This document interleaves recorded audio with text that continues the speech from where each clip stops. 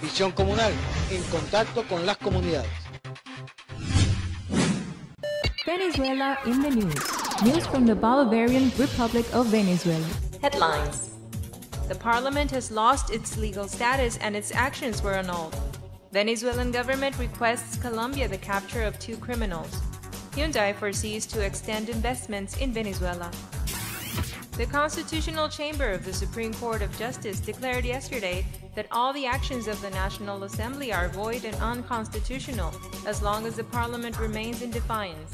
The actions of the National Assembly while remaining in defiance of the Electoral Chamber result manifestly lacking of all validity and legal effectiveness. The Venezuelan parliament entered in contempt with the swearing in as deputies of 3 citizens that are being investigated for electoral fraud and other crimes. The Supreme Court assured that the deputies of the National Assembly, after declaring themselves in contempt, will generate responsibilities in constitutional, penal, civil, administrative, disciplinary, ethical, political, and social sanctions. Media Últimas Noticias informed that Láser Airlines will initiate on November 1st its operations to the city of Miami in strategic alliance with World Atlantic Airlines. The itinerary towards the south of Florida will have an inaugural frequency of 1 daily flight, departing from Miami at 9:30 in the morning and from Caracas at 3 in the afternoon. The international offer of the airline extends with Miami, that currently covers Panama, Dominican Republic, and Aruba. Láser Airlines offer also includes the sale of flight tickets in bolivars in Venezuela. Venezuelan government requested Colombia for cooperation to capture Lester Toledo and Yorman Varillas, 2 people involved with terrorism and selective murder. Both of them, pawns of coup perpetrators in the country, could be judged for treason against the country and other crimes.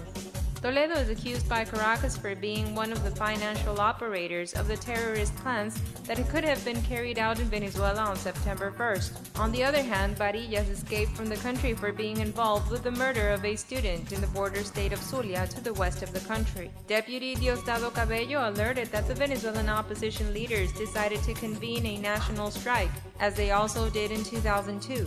They also announced a series of protests in several capitals of the country that includes the takeover of the streets for 6 hours and then for 12 hours or more.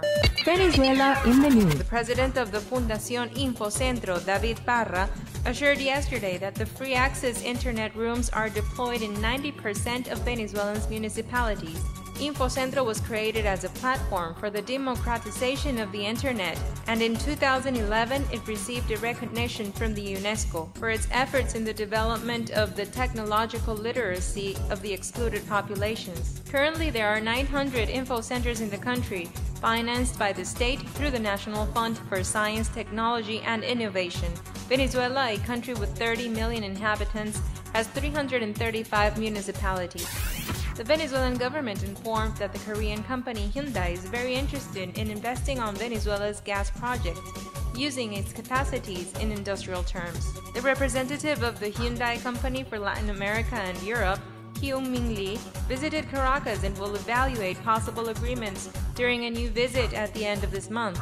The Venezuelan project portfolio includes new pipelines, plants, and platforms offshore. Venezuela stands in the 8th place of proven reserves of gas worldwide, and first in Latin America with 197 billion cubic feet, which represents 75% of the gas in the whole region. News from the Bolivarian Republic of Venezuela. Headlines. The parliament has lost its legal status and its actions were annulled. Venezuelan government requests Colombia the capture of 2 criminals.